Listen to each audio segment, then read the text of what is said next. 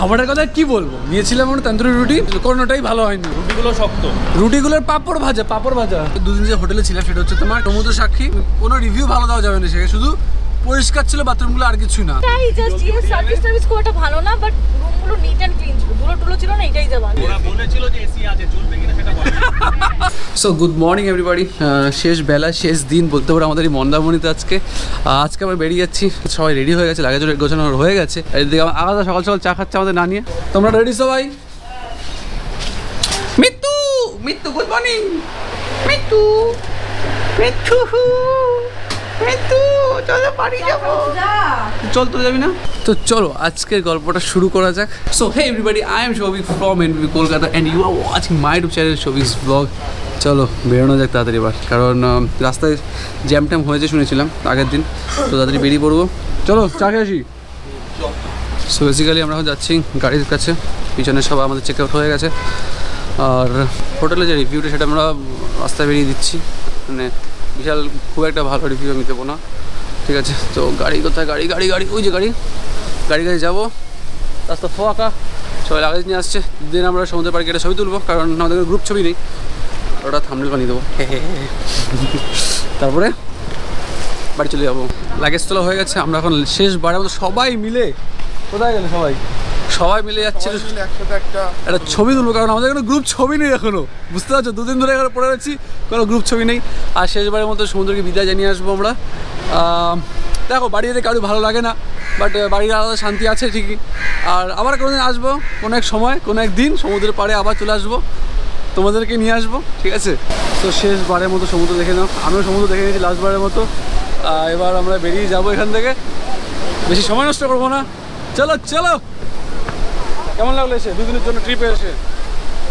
মোটামুটি। তোর ভালো লাগে কবে বলো তো একটু আমাকে? দা বলছি কেমন লাগলো এসে? বলে মোটামুটি। ভালো লাগবে কবে বলো তো তুমি? ভালো লাগবে না, বয়স হয়ে গেছে না, বয়স্ক মানুষ। এবার বয়স্ক যেদিন স্যাটিসফ্যাকশন চলে আসবে সেদিন বাবা তুমি পটল তুলেছো, ঠিক আছে? স্যাটিসফ্যাকশন তো লাইফে থাকবেই, তাই বলে কি ঘুরতে এসে খারাপ লাগবে? যারা ইছাপুর, পলতা, ব্যারাকপুর থেকে থাকো, তোমাদের যদি গাড়ির দরকারে দাদার সাথে কন্ট্যাক্ট করতে পারো, নাম্বার আমি দিয়ে দিচ্ছি স্ক্রিনে। দাদা খুবই ভালো গাড়ি চালায় বলবো, আর খুবই ভালো দাদা। মানে গাড়ি আমরা দেখো ছোটো পুষিয়ে নিয়ে এসেছি, তো গাড়ি যেহেতু বাম্পার যেগুলো পার করতে সেগুলো দাদা খুবই আস্তে পার করাচ্ছি, জানো না তোমরা। দাদা স্কর্পিও দাদা তোমার নাম্বারটাকে বলে দাও। 9831911544। ঠিক আছে, তোমাদের স্ক্রিনে নিয়ে দিচ্ছি নাম্বার, যদি দরকার পড়ে অবশ্যই কন্ট্যাক্ট করে নিও, ঠিক আছে?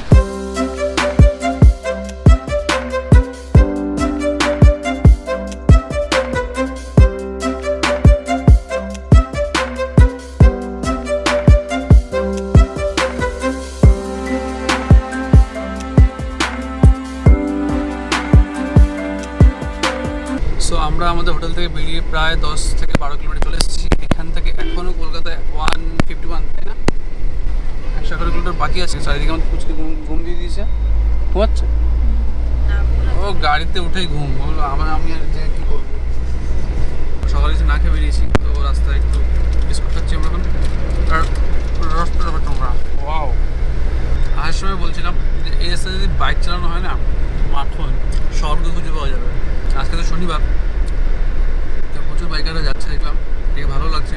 আর মনটা একটু প্রবল করছে যে আমি আসতে পারতাম হয়তো। একই ব্যাপার,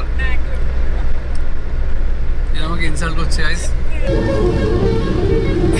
সময় 9টা, আমরা 30-40 কিলোমিটার কভার করে রয়েছি।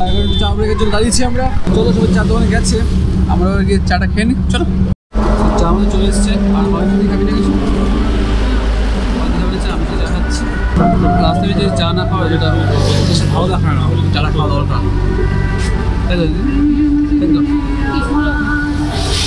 এতদিন শুনেছি দুয়ারে সরকার, ঠিক আছে? এবার দুয়ারে চিপস চলে এসছে। দুয়ারে চিপস, এটা দেখেন, দুয়ারে স্কুল। আরেকটা আছে, ওপাশে আছে, দুয়ারে স্কুল আছে। মানে লেভেল দেখাচ্ছ, সরকার শুধু সরকারে বসে নেই, চিপসেও চলে এসছে, ঠিক আছে? এরপরে কলকাতায় ব্রেক নেবো আমরা। আর এখন সূর্য উঠে দেখতে পাচ্ছ, একদম চুম্বু দিয়ে একেবারে গায়ে ছাকা দিচ্ছে। আর এদিকে আমাদের পুচকুসোনা একটু উঠেছিল ঘুম থেকে, সামনে এসে গাড়ি দেখলো, তারপরে আবার খিদে পেয়ে চলে গেছে খেতে। বেসিক্যালি আমরা যে জায়গাটা থেকে যাচ্ছি সেই জায়গাটা হচ্ছে কান্ডাপ সারা, বুঝেছি? যে জায়গাটা যাচ্ছি সেই জায়গাটা হচ্ছে কান্ডাপ সারা। আর এই যে দেখছি উপরে একটা ব্রিজ হচ্ছে, এই ব্রিজটা হয়ে গেলে মানে জাস্ট এরকম তুড়ি মেরে পৌঁছে যাওয়া যাবে মন্দারমণি, দীঘা। আসলে সকালে বেরোনোর প্ল্যান হয়েছে, কারণ হাওড়ার দিকে জানোই একটু টুকটাক ঝামেলা চলছে, অনেকটাই বড় বড় ঝামেলা চলছে বলতে পারো। ওখানে নাকি নেটওয়ার্কও বন্ধ করে দিয়েছে এখন রিসেন্টলি, তো সেগুলো তাড়াতাড়ি বন্ধ হবে সেটাই চাইবো। আর তার জন্য আমরা সকাল সকাল বেরিয়ে পড়েছি যাতে রাস্তায় কোনো সমস্যার মধ্যে না পড়তে হয়।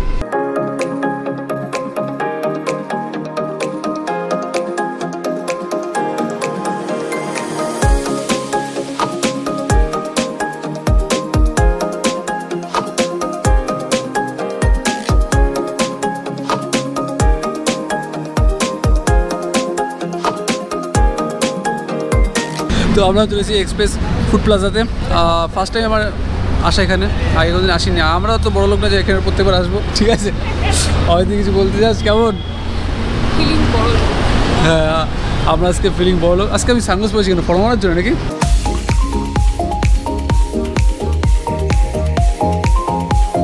বাট খাবারের কথা কি বলবো, নিয়েছিলাম আমরা তন্দুরি রুটি, আর গিয়েছিলাম তরকা, এক তরকা ছিল, আর ছিল ডাল মাখানি ছিল। কোনোটাই ভালো হয়নি, ঠিক আছে? রুটিগুলো শক্ত, রুটিগুলোর পাঁপড় ভাজা কিছু প্রাইস হিসেবে খাবারের কোয়ালিটি খুবই 1300 টাকা দাম হয়েছে। বাট হ্যাঁ, সে দাম হতেই পারে, বাট তার সাথে খাবারটাই ভালো হওয়া দরকার। জানি না তোমরা যারা এসছো তাদের অন্য খাবার ভালো লাগতে পারে, বাট আমরা এটুকু অর্ডার করছি, বাট এটুকু ভালো। তুমি সামনে বসে তাহলে যাও,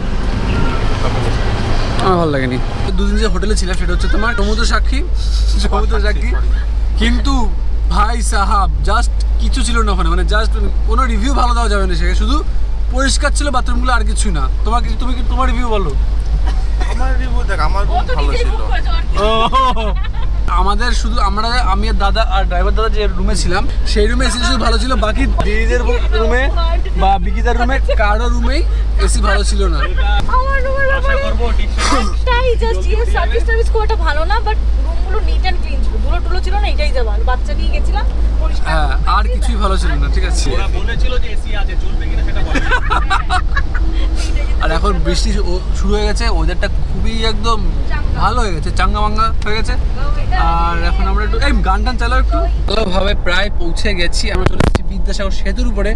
এবার এখান থেকে তোমাদের কি দেখাবো বিদ্যাসাগর সেতু, আমি এখন বসে যাচ্ছি আমার জায়গায়। তো তারপরে আমরা ভালোভাবে বাড়িতে পৌঁছে যাই, আর বাড়ি এসে ক্যামেরা তোলার আর এনার্জি ছিল না, শরীরটা ঠিক ভালো লাগছিল না, তার জন্য আর ভিডিও শেষ করিনি। হ্যাঁ, এটা কোনো লাইফে ফার্স্ট টাইম কোনো আমি ট্রাভেল সিরিজ বানিয়েছি। হ্যাঁ জানি কিছু ভুল ত্রুটি থাকবেই, অবশ্যই থাকবে, কারণ ফার্স্টে সব কিছু পারফেক্ট হতে পারে না, ঠিক আছে? এই ব্লগটা এখানে এন্ড করছি। তোমাদের যদি ভালো লেগে থাকে তো প্লিজ লাইক করে কমেন্ট করে জানিও কোন পার্টটা ভালো লেগেছে। আর এছাড়া যদি কোনো ভুল ত্রুটি থাকে অবশ্যই সেটা জানাতে পারো কমেন্ট করে। দেখো তোমরা যেরকম ভালোটা জানবে ভুলটা তোমরা জানাবে, তাই না? আর চ্যানেলটা সাবস্ক্রাইব করো, চ্যানেলটার পাশে থেকো আর সাপোর্ট করো একটু, এটাই রিকোয়েস্ট। আর তোমাদের সাথে দেখা হচ্ছে এরকম নতুন কোনো ব্লগে, নতুন কোনো এপিসোডে। তখন তোমরা ভালো থাকো, সুস্থ থাকো, নিজের স্বপ্নের দিকে এগিয়ে চলো। দেখো, স্বপ্ন দেখা জরুরি, স্বপ্নের জন্য বেঁচে থাকা জরুরি। আমরা এখন এসে গেছি এক্সপ্রেস ফুড প্লাজা। আচ্ছা